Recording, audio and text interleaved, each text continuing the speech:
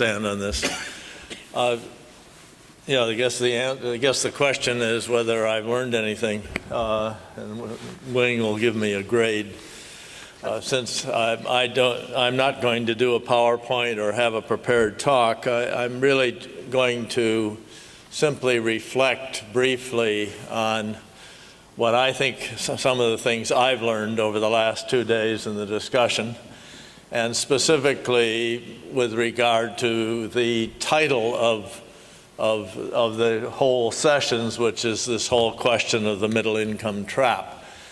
And I want to talk first mostly about the domestic sources of what could bring the overall quite successful growth of Southeast Asia to an end.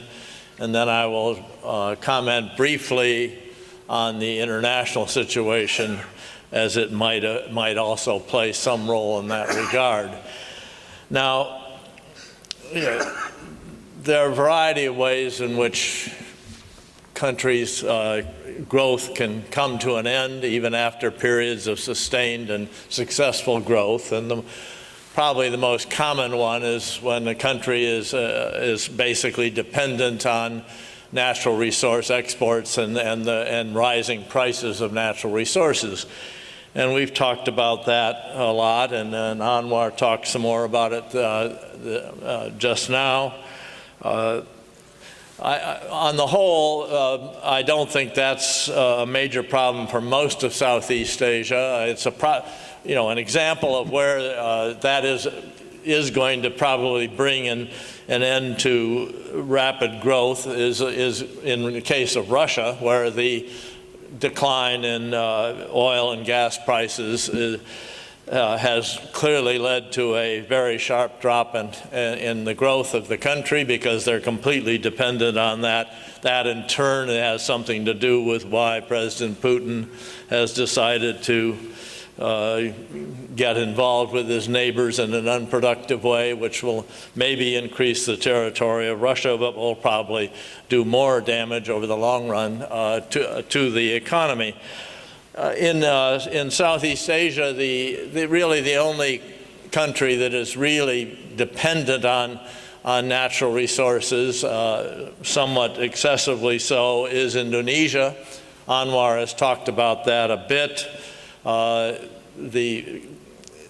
I want to first make clear that the transition to a democratic system in Indonesia has been an enormously positive thing, and in a very brief period of time, Indonesia has really solidified its democracy, and that's all to the good.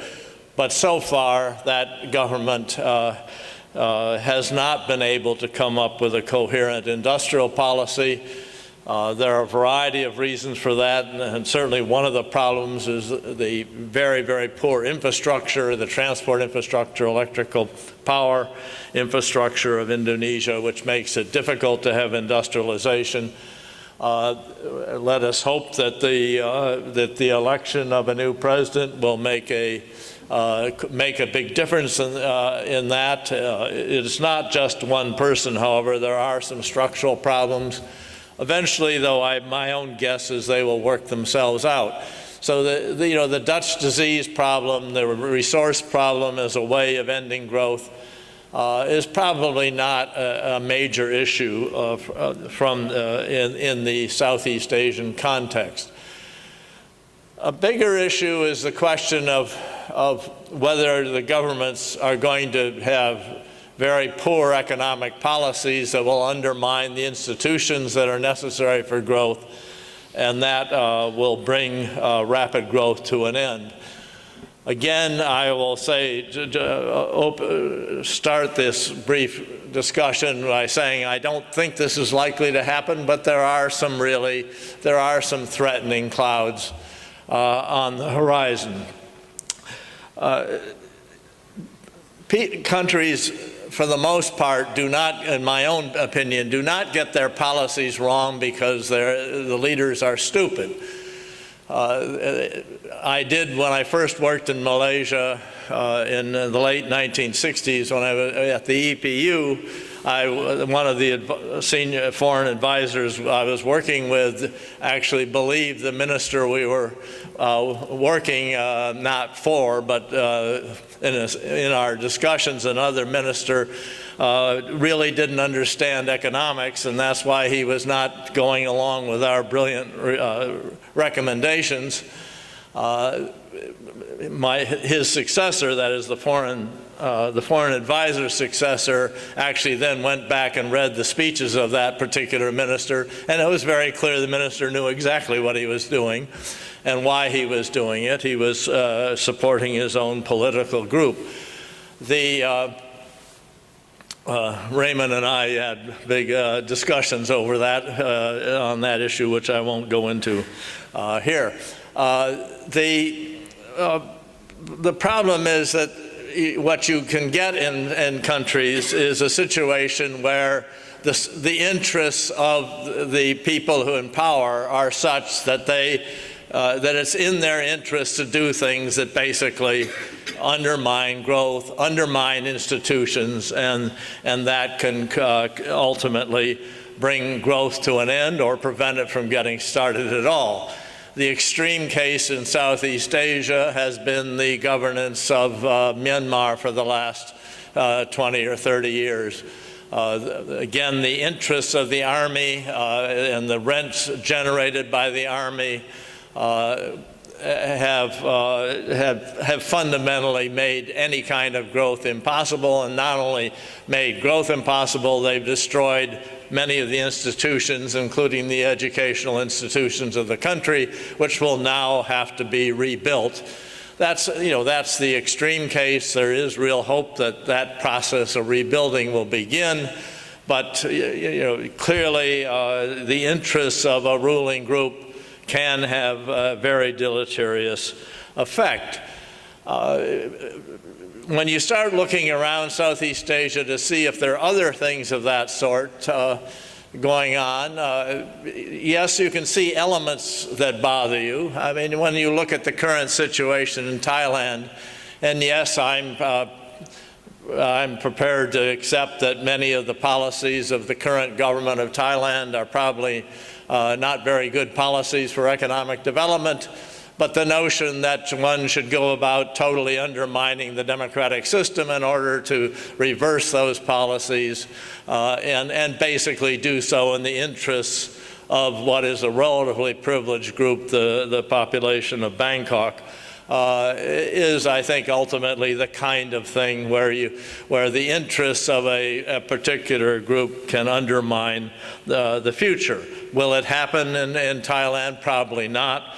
But it's clearly Thailand had made progress toward a stable democratic system, and that has been seriously undermined, and that could certainly hurt growth over the long run. And one could go on in that vein. The discussions this afternoon and at other times in the that we've had, I think there are questions about Malaysia in this regard as well.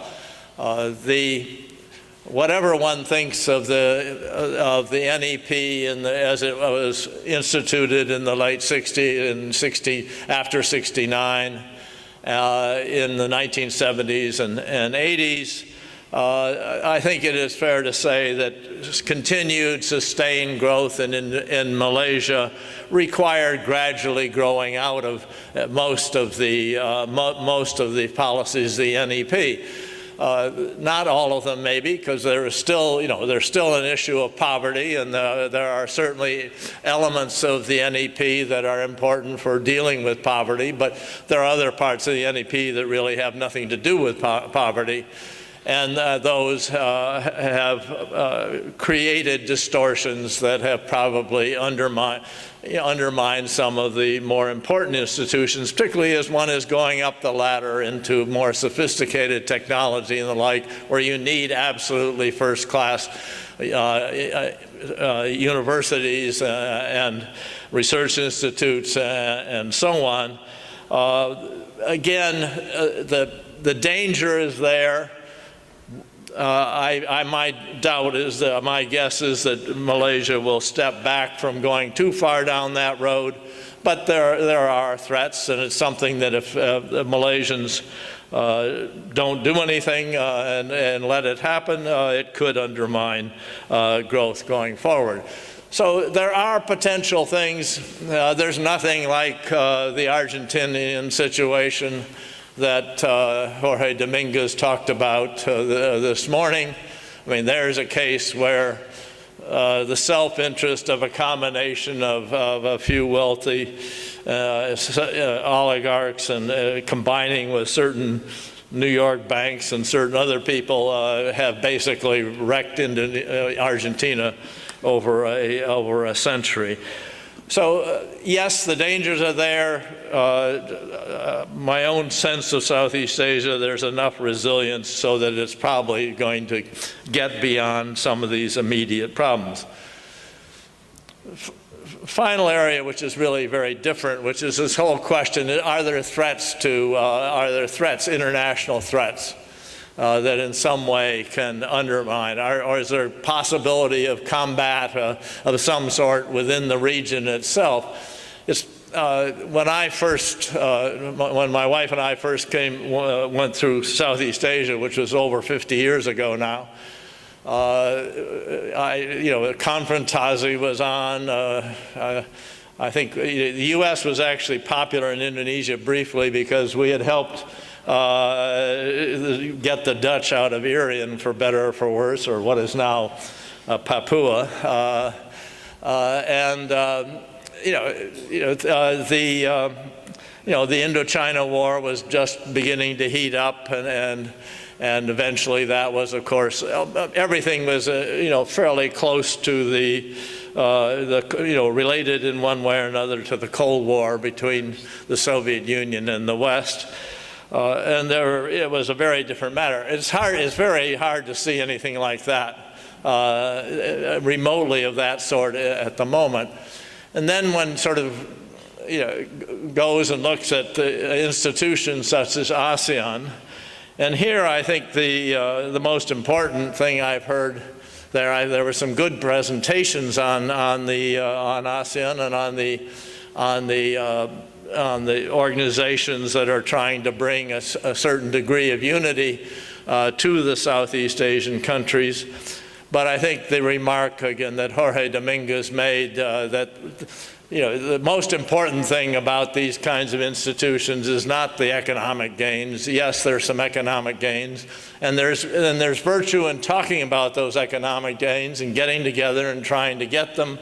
Among other things, it basically gets everybody realizing that that economics is not a zero-sum game, that everybody can gain if they can get together and cooperate in various ways. But the most important value of ASEAN, and as it was by far the most important reason for the European Union, was that it was a way of bringing peace in Europe, and ASEAN is a way of people in Southeast Asia cooperating instead of arguing about temples and where the border between Thailand and Cambodia is and things of that sort.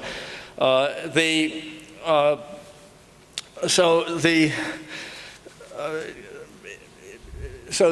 question then is there any role for ASEAN in dealing with what is the other major issue, I think, vis-a-vis Southeast Asia, which is, of course, the enormous increase in the power of China, and the whole question of the South China Sea and things of that sort. And putting aside the Chinese and Japanese disputes over the islands in the north, those are a little more complicated. Taiwan is a lot more complicated, and so on. The South China Sea issue, the Chinese 9-dash line that you are familiar with, that goes down almost to Brunei and cuts across the continental shelf of Vietnam, it's basically absurd as a claim. And the fact is that the last time the Chinese actually had an official interest in the South China Sea was when Zheng He in the early Ming Dynasty sailed south and around to Malacca and eventually to Africa. Official Chinese involvement has been essentially zero in most of that region. So the question, and my own guess is that if ASEAN can get together and be unified on this and can have a common position and hold it, the Chinese will eventually realize that things like these islands, the issue is not who owns these little bitsy pieces of rock in the ocean, whether it's Vietnam or the Philippines or China. The issue is none of these things, whether there's oil or gas under it or not, come even remotely close to compensating for what would be the cost of a war over this sort of thing. So clearly this is the kind of thing that if ASEAN and others can get their act together and have a unified position vis-a-vis China, eventually this will solve itself peacefully. Basically, I think I'm pretty hopeful about Southeast Asia. I don't see major threats, but I do see real challenges, and if they're not met, they could become threats. So thank you.